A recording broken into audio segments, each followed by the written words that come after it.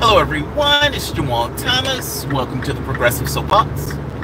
Well, I have 2 hours, and I have 2 hours doing literally exactly what I'm doing right now, so I figured, let's talk. For as long as the stream holds, I have a new phone, so I'm hoping that this phone is better than my last. And it seems to be holding, so I'm going to go with it.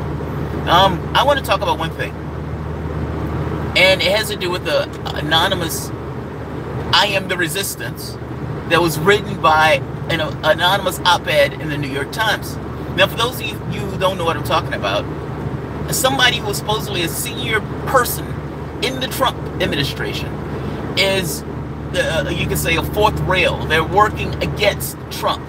Now, the interesting part to this is you can often, based on what a person says, get an idea on what that person is doing and what the person thinks. And NYTimes saying, I don't know what this person means, they're making this as if we're all on the same side. I have no idea which side we're on. I need you to say something. Then they start talking about war. Now, the interesting part of this is they agree with Trump on some things, like the tax cuts and everything else. Then you get into this idea of war, and the language goes against this idea of we disagree with Trump on war. It's we're working to preserve certain Republican ideas within this Trump administration. So Trump wanting to take the troops out of X goes against Republican dogma, in which case we're against it. Now, ultimately, what they're saying is these guys are neocons, and that Donald Trump being against, you could say, certain ideas of war with Russia, or them pivoting us in war with Russia, Donald Trump was against. The thing I want to talk about in this very specific point is that I've made this argument before that I had no idea whether or not Donald Trump was against antagonist. Mind in this is that I was right. It is true that it's political wins that is compelling Donald Trump's hand, and that you have members, what I would call the deep state. I know people, I don't like using this term because I think this term is mystified, but people who are, let's say, the gears of government itself, that make government go in the way that the government goes, and in some degrees that even when you get presidents that don't like the policy, that the president feels compelled based on political wins to still go with the policy.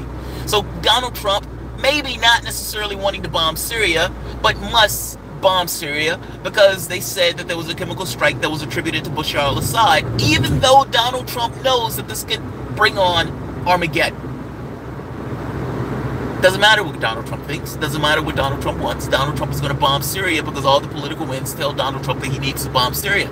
Now, the I Am the Resistance person will say this is correct, that these political winds that force Donald Trump to bomb Syria, even when Donald Trump may not necessarily want to bomb Syria, is somehow right, and somehow they are the resistance, and this is somehow a good thing. Donald Trump did not, N-O-T, capital N-O-T, want to be antagonistic towards Russia. And it was the forces that were in the political process itself that compelled the behavior. I find that to be fucking amazing. That even when the president doesn't want to do something, the president is still compelled, based on the political winds, to do those things. We were unclear, meaning on the left, whether this was a situation of he doesn't really want to do this, and he was just saying this stuff, or in earnest, he wasn't on board for a lot of the antagonisms towards Russia. I guess my point in this is, to some degree, we were right. This wasn't his natural stance, meaning he wasn't just naturally antagonistic. The position of the Democratic Party pushing him on the Russia stuff constrains his behavior. I said on multiple occasions that the Mueller investigation was to some degree this quicksand that curtailed what Donald Trump may have wanted to do in that office. To the degree that that helps me, great. To the degree that that hurts me, fuck that. To the degree that the person who calls himself the resistance helps me in humanitarian causes, meaning gums up the works for the bad things that Donald Trump wants to do that I think are bad things, good. To the degree that it gums up the works for things that I want Donald Trump to do, as in be less hawkish, shame on you.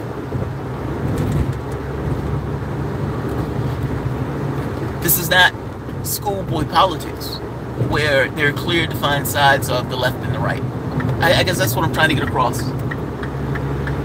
This is politics at a degree where there's some things that are good, some things that are bad, and in real ways, we have no dog in this hunt. So, my point to this is pretty basic. What we know, based on the anonymous source, is that Donald Trump was not on board to be in one hostile showdown with Russia after the next. He was decidedly against it. From the standpoint of the neocons that call themselves now the resistance, think about that shit. Neocons being the resistance that are in the Trump administration, that are secrets in the Trump administration.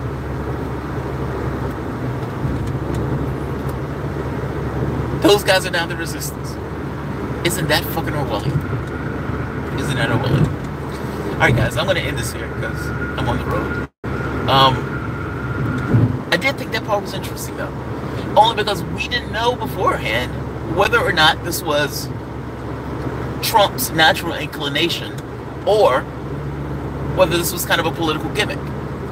And what we find is him being less hawkish wasn't a political gimmick. This was, to some degree, what he wanted to be in a policy position. And that they've been boxing him in into being more hawkish. Now, the neocon that wrote, "I am the resistance," in this roar of the deep state, that's a positive to us, and I would imagine to the people who vote or who watch this channel. That's a negative. Of all the Trump stuff that we agree with. So, I'm going to end this here. Yeah, I'm going to end this here. I have a few things that I want to talk about this evening when I get home. But this one I did think interesting. I mean, if I have these thoughts throughout the drive, I'm going to bring them up. But I did think this one was interesting. So, I'll end this here. I'm going to have another video that I want to talk about. Apparently, I got pushback on my video talking about Mike Capano being taken down by Ayana. I don't know the pushback. I saw somebody hit me up saying, "Oh, dude, I see you got pushback on that video. Let's talk about what the pushback is on that video and we can discuss it while we drive back." So, alright guys, if you enjoy the content, please feel free. Better yet, let's talk about it now. I can break the video up when I get home.